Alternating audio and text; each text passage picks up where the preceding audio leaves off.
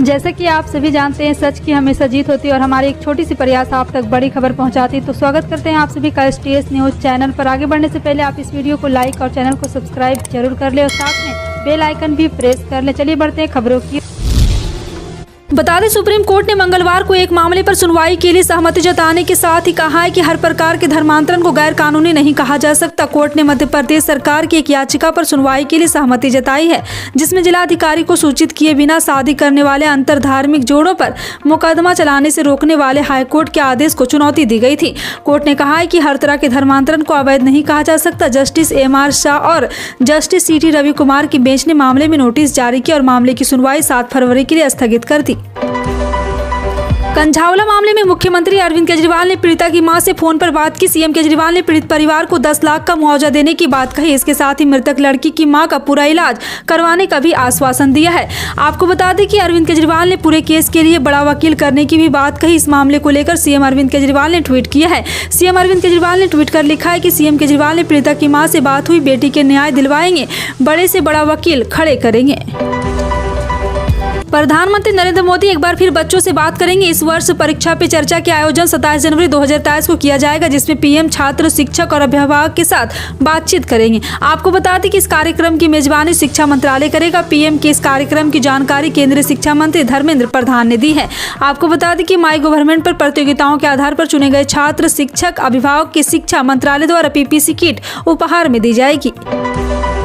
आधार users के लिए UIDAI एक बड़ी सुविधा लेकर आया है। अब आप बिना डॉक्यूमेंट के भी अपने आधार को अपडेट करवा सकते हैं। इसके लिए केवल आपको अपने हेड ऑफ फैमिली के अप्रूवल की जरूरत पड़ेगी। कई बार आधार डॉक्यूमेंट नहीं है, ऐसे में लगातार आधार में दर्ज जानकारी को उन्हें अपडेट करने में परेशानी होती है। ऐसे में इस परेशानी को दूर करने के लिए UIDAI head of family based Aadhaar update process लेकर आए हैं। अडानी समूह ने ओपन ऑफर के तहत खरीदने गए NDTV के शेयर्स के लिए शेयर धारकों के अतिरिक्त पैसे देने का फैसला किया। अडानी समूह ने कंपनी के प्रमोट रहे, आपको बता दें कि प्रणय राय और राधिका राय के 342.65 रुपये प्रति शेयर के भाव पर शेयर खरीदे हैं, जो 294 रुपये के ओपन ऑफर प्राइस से ज्यादा है। इसलिए कंपनी ने ओपन ऑफर में शेयर बेचने वालों को भी 48.65 रुपये प्रति शेयर अतिरिक्त रकम देने का फैसला किया है। यौन उत्पीड़न के मामले में आरोपी हरियाणा के मंत्री संदीप सिंह के मुख्यमंत्री मनोहर लाल खट्टर ने बचाव किया। CM खट्टर ने कहा है कि आरोप लगाने से कोई दोषी सिद्ध नहीं हो जाता। मामले की जांच चल रही, जांच के बाद ही सच्चाई सामने आएगी। उन्होंने कहा है कि संदीप सिंह ने अपना खेल मंत्रालय भी वापस कर दिया है। विपक्ष तो सिर्फ हंगामा करना चाहता है। हरियाणा की एक महिला जूनियर एथलीट कोच की शिकायत पर चंडीगढ़ पुलिस ने खेल मंत्री संदीप सिंह के खिलाफ केस दर्ज कर लिया है। देश के कई राज्यों से वंदे भारत एक्सप्रेस चलने की शुरुआत हो चुकी है। अब यह ट्रेन पूर्वोत्तर के राज्यों से शुरू होने जा रही है। पूर्वोत्तर की पहली वंदे भारत ट्रेन की रेलवे बोर्ड की मंजूरी मिल चुकी, जल्द इसे शुरू किया जा सकता है। सूत्रों के मुताबिक यह ट्रेन पश्चिमी बंगाल न्यू जलपाईगुड़ी से गुवाहाटी के बीच चलेगी। इसका परिचालन सिलीगुड़ी जंक्शन कामाख्या के रास्ते से हो सकता है। इस ट्रेन की औसत स्पीड 65 किलोमीटर प्रति घंटा होगी। केंद्रीय गृह मंत्रालय गृह राज्य मंत्री नित्यानंद राय की सुरक्षा को अखिल भारतीय स्तर के लिए जेट श्रेणी का अपग्रेड किया है। सूत्रों ने यह जानकारी दी है कि इससे पहले केंद्रीय रिजर्व पुलिस बल यानी कि CRPF ही उन्हें बंगाल में जेट श्रेणी को सुरक्षा मुहैया कराती थी। महाराष्ट्र की 3 सरकारी बिजली कंपनियों की यूनियनों ने निजीकरण के खिलाफ बुधवार से 72 घंटे की हड़ताल की चेतावनी दी है। एक अधिकारी ने मंगलवार को यह जानकारी दी। महाराष्ट्र राज्य कर्मचारी अधिकारी और बिजली कंपनी यूनियन की एक कार्य समिति अभियंता संघर्ष समिति ने यह आह्वान किया है। पश्चिम बंगाल में इस साल होने वाले पंचायत चुनाव को देखते हुए TMC सरकार ने सोमवार को यानी 2 जनवरी को एक नया अभियान दीदी सुरक्षा कवच शुरू किया है। पश्चिम बंगाल के मुख्यमंत्री और पार्टी प्रमुख ममता बनर्जी ने इस अभियान की शुरुआत की है। आपको बता दें कि अब इससे बीजेपी ने तंज कसा है। बीजेपी के दिग्गज नेता और नेता विपक्ष शुभेंदु अधिकारी ने TMC पर हमला बोलते हुए कहा कि और कुछ नहीं बल्कि TMC का एक और ड्रामा है। पूरी दुनिया में कोरोना वायरस चीन से ही निकलकर फैलना शुरू हुआ और लाखों लोगों की इसमें जान चली गई। एक बार फिर से चीन में कोरोना से हालात बिगड़ते जा रहे। भारत में कोरोना संक्रमितों की संख्या बहुत मामूली होने के बाद ही भारत सरकार इसको लेकर अलर्ट है। इसका कारण चीन से छुपाई जा रही जानकारियां और कोरोना के नए वेरिएंट को लेकर भी है। इसके चलते सरकार कोई भी चूक नहीं करना चाहती है। आने वाले अप्रैल महीने से Uttar Pradesh board of Madrasa education से जुड़े मदरसों में प्रदेश के प्राइवेट इंग्लिश मीडियम स्कूलों की तरफ से एडमिशन किए जाएंगे। आने वाले शैक्षणिक वर्ष में मदरसों में किसी प्राइमरी स्कूल की तरफ बच्चों का नर्सरी क्लास में एडमिशन किया जाएगा। इसके बाद वह LKG और UKG क्लास में जाएगा और उसका फिर से क्लास में एडमिशन किया जाएगा। सरकार ने 2016 में 1000 और 500 रुपये के नोटों को चलन से बाहर कर दिया था और एक सरकार के इस फैसले का एक प्रमुख उद्देश्य जाली नोटों की समस्या को खत्म करना था। राष्ट्रीय अपराध रिकॉर्ड ब्यूरो की रिपोर्ट के अनुसार देश भर में 2016 से कानून लागू वाली एजेंसी में आपको बता दें 245.33 करोड़ रुपये मूल्य के लिए नकली नोट जब्त किए गए हैं। भारतीय रिजर्व बैंक ने मई 2022 के प्रकाशित वार्षिक रिपोर्ट के अनुसार वित्त वर्ष 21 से 22 में बैंकों द्वारा पता लगाए 500 रुपये के नकली नोट की संख्या पिछले वर्ष की तुलना में दुगुनी हो गई। कांग्रेस के पूर्व अध्यक्ष राहुल गांधी के नेतृत्व में निकाली जा रही भारत जोड़ो यात्रा के बीच उत्तर प्रदेश की राजनीति में इन दिनों भारतीय जनता पार्टी के लोकसभा सांसद वरुण गांधी के नाम की चर्चा खूब हो रही है।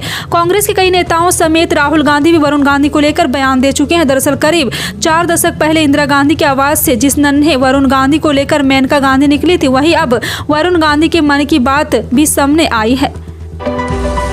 समलैंगिक विवाह को मान्यता देने के संबंध में दिल्ली हाईकोर्ट और केरल हाईकोर्ट में लंबित याचिकाओं को स्थानांतरित करने की मांग वाली 2 याचिकाओं पर सुप्रीम कोर्ट 6 जनवरी को सुनवाई करने के लिए तैयार हो गया है। वरिष्ठ अधिवक्ता मेनका गुरुस्वामी और अधिवक्ता वरुणा गानंदी ने प्रधान न्यायाधीश DY चंद्रचूड़ की अध्यक्षता वाली पीठ के समक्ष स्थानांतरण याचिका का उल्लेख किया है।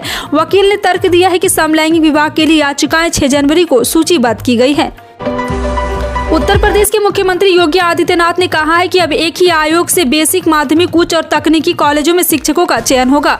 मुख्यमंत्री मंगलवार को प्रदेश में शैक्षणिक संस्थानों में शिक्षक भर्ती प्रक्रिया की समीक्षा करते हुए एकीकृत आयोग के रूप में उत्तर प्रदेश शिक्षा सेवा चयन आयोग के गठन के संबंध में आवश्यक दिशा निर्देश दिए।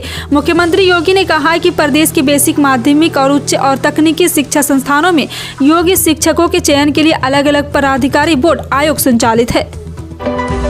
उत्तर प्रदेश के मुख्यमंत्री योगी आदित्यनाथ ने मंगलवार को उत्तर प्रदेश लोक सेवा आयोग में आवेदन के लिए एकल अवसरीय पंजीकरण व्यवस्था तथा आयोग की नई वेबसाइट का लोकार्पण किया।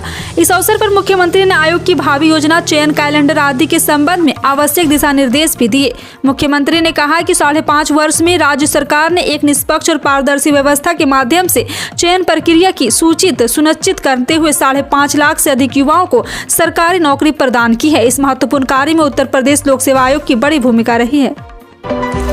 कांग्रेस महासचिव प्रियंका गांधी वाड्रा मंगलवार से उत्तर प्रदेश में अपने भाई राहुल गांधी की भारत जोड़ो यात्रा में शामिल होगी। वह 120 किलोमीटर पैदल चलेगी। प्रदेश की प्रभारी पार्टी महासचिव प्रियंका गांधी वाड्रा मंगलवार को भाई राहुल गांधी के साथ गाजियाबाद से पदयात्रा शुरू करेगी। कांग्रेस नेता और पूर्व MLC दीपक सिंह ने कहा है कि प्रियंका राज्य में भारत जोड़ो यात्रा में 120 किलोमीटर की यात्रा करेंगे। पार्टी कार्यकर्ता बहुत उत्साहित है क्योंकि यात्रा ने जनता के बीच उत्साहित पैदा किया है।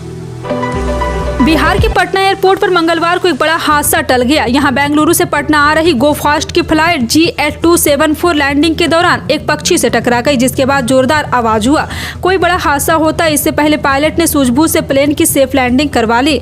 तब प्लेन में सवार 170 यात्रियों ने राहत की सांस ली। इधर प्लेन से पक्षी टकराने की जानकारी जैसे ही एयरपोर्ट के अधिकारियों को लगी, एयरपोर्ट पर हड़कंप मच गया। हादसा मंगलवार 11:30 से दोपहर 12 बजे के बीच हुआ है। बताया जा रहा है कि पक्षी की फ्लाइट से टकराते ही विमान हिलने लगा था।